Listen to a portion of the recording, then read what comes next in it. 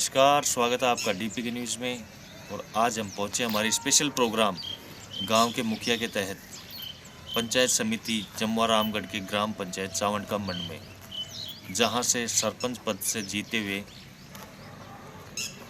सरपंच प्रतिनिधि से आज हम बात करेंगे। तो सर, सबसे पहले तो आपका स्वागत है हमारे चैनल में। बहुत बहुत धन्यवाद डीपी के न्यूज़ का। सर, आपका पूरा परिचय। मेरा पूरा परिचय, मेरा नाम रुपेश कुमार शर्मा है और मेरी पत्नी सुनीता शर्मा ग्राम पंचायत चावंड का मंड से सरपंच निर्वाचित हुई हैं और पूर्व में वह सन 2010 से 15 तक भी कांग्रेस पार्टी के टिकट पर पंचायत समिति सदस्य के पद पर रह चुकी हैं। सर, यहाँ पे पहले भी राजनीति में है और अब की बार जो गांव की सरपंची करने का जो आपने सोचा है, तो उसमें आपके क्या क्या एजेंडे थे और किन किन मुद्दों के ऊपर आपने चुनाव लड़ा? देखिए, सबसे पहले तो जो ये सरपंच का चुनाव है और ख़ास तौर से हमारे लिए ये बहुत ही तगड़ा स्ट्रगल रहेगा, क्योंकि नवसर्जित ग्राम पंचायत चावंड का मंड बनी है और ये कांटों भरा ताज जो इस जनता ने हमें दिया है, उसके लिए तो सबसे पहले मैं ग्राम पंचायत चावंड का मंड के सभी मतदाताओं और पंचायत वासियों को हृदय से साधुवाद देता हूँ और धन्यवाद देता हूँ कि उन्होंने मेरे ऊपर और मेरी पत्नी के ऊपर इतना अटूट विश्वास किया और ये पद हमें सौंपा। और मैं पिछले 15 सालों से राजनीति में सक्रिय हूँ और कांग्रेसी विचारधारा से रखता हूँ। और जो हमारी सरकार है, हमारे माननीय यशस्वी मुख्यमंत्री अशोक जी गहलोत, तो हमारे विधायक गोपाल मीणा जी हैं, मैं उनके सानिध्य में पिछले 10 वर्षों से कार्य कर रहा हूँ और मेरा एक ही उद्देश्य है कि कहीं ना कहीं मेरी ग्राम पंचायत चावंड का मंड को एक आदर्श ग्राम पंचायत स्थापित करना। इसके लिए सबसे बड़ी मूलभूत सुविधाएं जो पानी और बिजली की हैं, उसके ऊपर मेरा सबसे बड़ा फोकस रहेगा, क्योंकि आज जयपुर के नज़दीक होने के बाद भी हमारे यहाँ सड़कों की बहुत समस्या रही है। और जैसा कि मैं आपको बता दूं कि अभी पूर्व में चुनाव से पहले सरकार बदलने के बाद में मैंने कम से कम 1.5 करोड़ रुपए की रोडें जयपुर विकास प्राधिकरण के द्वारा माननीय विधायक साहब के दिशा निर्देशों से बनवाई है। और हमारी सरकार कई तरीके से, चाहे वो लॉकडाउन में, चाहे राशन संबंधित कार्य रहा हो या खाद्य सुरक्षा का काम रहा हो, कहीं ना कहीं मैं इस पूरे लॉकडाउन से लेकर आज तक जनहित के कामों में कभी पीछे नहीं रहा। और आगे भी मेरा एक ही उद्देश्य है कि सबसे पहले जनता की मूलभूत सुविधाओं को दूर करना। जैसा कि मैंने पहले भी बताया, चाहे वो पानी की हो चाहे बिजली की हो।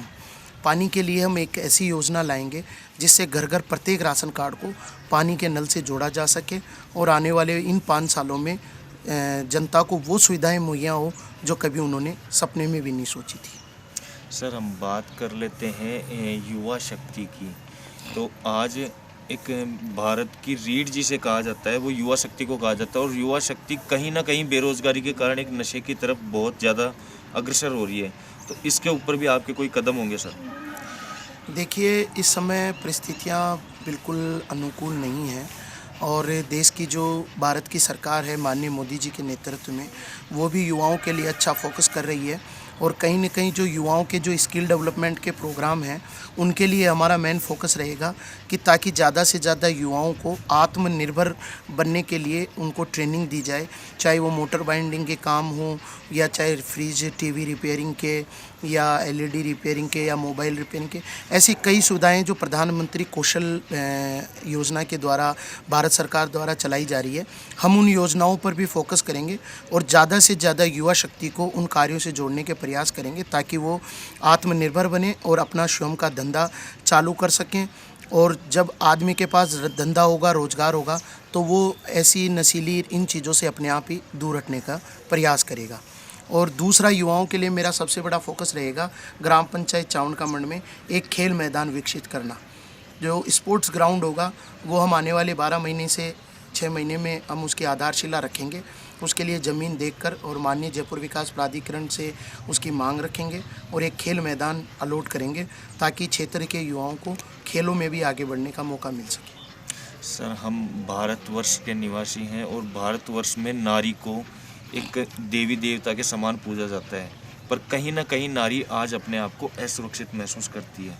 तो उसके लिए भी आपके कोई कदम होंगे? बिल्कुल, नारी की सुरक्षा के लिए कि भारत तो वैसे ही नारियों को पूजने वाला देश है और हमारी एक ही वो रहेगी कि जहाँ भी नारियों के साथ या मेरी पंचायत में ख़ास तौर से जहाँ पर भी कोई नारी के साथ अन्याय होगा हम वहाँ उसके साथ खड़े रहेंगे। अगर कोई गरीब महिला है उसे न्याय नहीं मिल रहा है तो उसके लिए हम वकील मुहैया करवाएंगे और जहाँ भी उसे प्रशासनिक मदद की ज़रूरत होगी हम हमारी ग्राम पंचायत की तरफ से उसे वो सुविधा उपलब्ध कराएंगे। साथ ही आज भी जो मेरी माता बहनें हैं आज भी जो महामारी की जो समस्या होती है उसके लिए आज भी गांव में औरतें अनभिज्ञ हैं। जो सैनिटरी नैपकिन पैड की जो सुविधाएं हैं जो राजस्थान सरकार ने चला रखी है हम किसी भी एनजीओ के माध्यम से या ग्राम पंचायत या प्रशासनिक मदद से महिलाओं को शिक्षित और उनको उस चीज़ के लिए समझाएंगे। और जो ये मेन समस्या है आज सबसे बड़ी महिलाओं के लिए अगर कोई बीमारी की समस्या है तो वो यही है। तो जितनी महिलाएं जागरूक तो होंगी और इससे जुड़ेंगी उतना ही महिलाओं में रोग का प्रसार कम होगा और हम महिलाओं को जागृत करने का पूरा प्रयास करेंगे।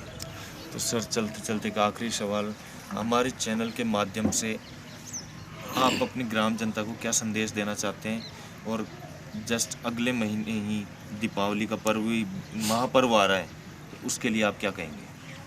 पहले तो दीपावली और नवरात्रा की मेरे क्षेत्रवासियों को सबको बहुत बहुत हार्दिक शुभकामनाएं। और मैं मेरी जनता से एक ही चीज़ कहना चाहूँगा कि आपने जो मेरे ऊपर और जो मेरी पत्नी के ऊपर जो विश्वास जताया उसमें आपको कहीं पर भी कोई कोताही नहीं बरती जाएगी और आपके विश्वास के प्रति हम अटूट रहते हुए और पूरी निष्ठा से और पूरे कर्तव्य के साथ हमारे कर्तव्यों का पालन करते हुए इस ग्राम पंचायत के विकास के लिए और इस ग्राम पंचायत को आदर्श पंचायत बनाने के लिए सदैव खड़े रहेंगे। बहुत बहुत धन्यवाद। तो ये थे हमारे साथ में चावंड का मंच से सरपंच प्रतिनिधि रुपेश शर्मा जी। देखते रहिए DPK न्यूज़। मैं दीपक शर्मा, कैमरामैन मनोज यादव के साथ।